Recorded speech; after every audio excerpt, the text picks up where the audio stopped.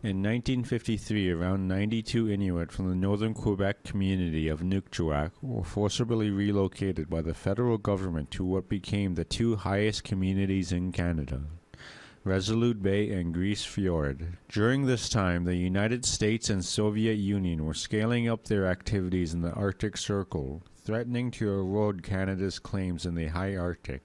Larry Outlook was 3 years old when his family was relocated to Grise Fiord. It was all about sovereignty issue, Canadianizing this part of the Arctic versus, well, again, the military, the scientific community, and weather station. Against the American Cold War. It was all, turns out to be part of a Cold War during the 60s with the Americans and Russians. Despite promises that they would be able to return, they were never able to.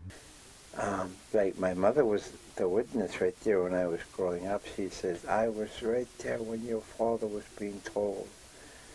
And it should we at any time are not happy and dissatisfied, we want to we can tell the government and they can take us back right away.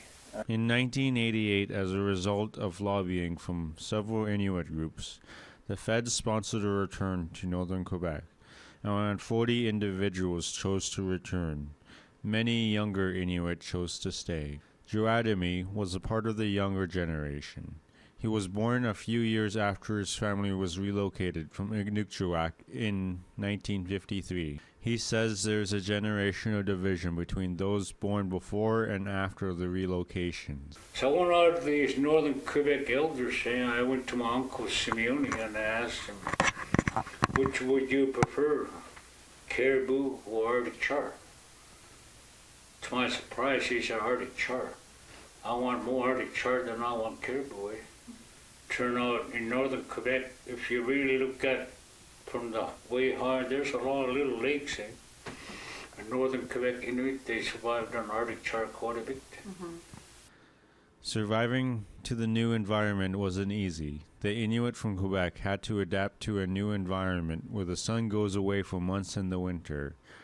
There were no buildings at the time and many slept in tents for years. Larry wrote about the experiences of the high Arctic exiles in his book, What I Remember. He says there was little effort by the federal government to record or even communicate with Inuit who were relocated.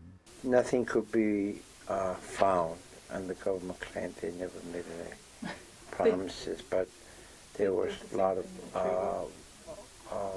verbal talk, and the government civil servants like RCMP in this case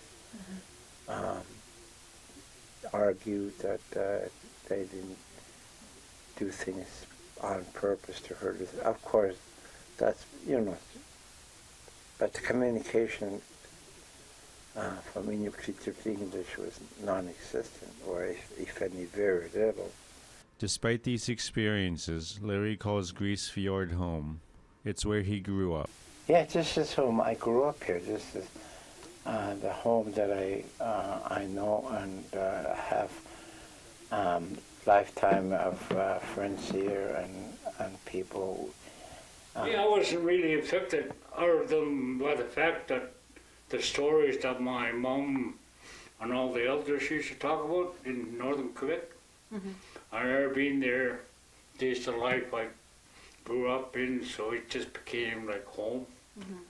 And even though a lot of people would say, it's really cold, but when you grow into an environment, we adapt to it, and basically that's how we survived. It's like.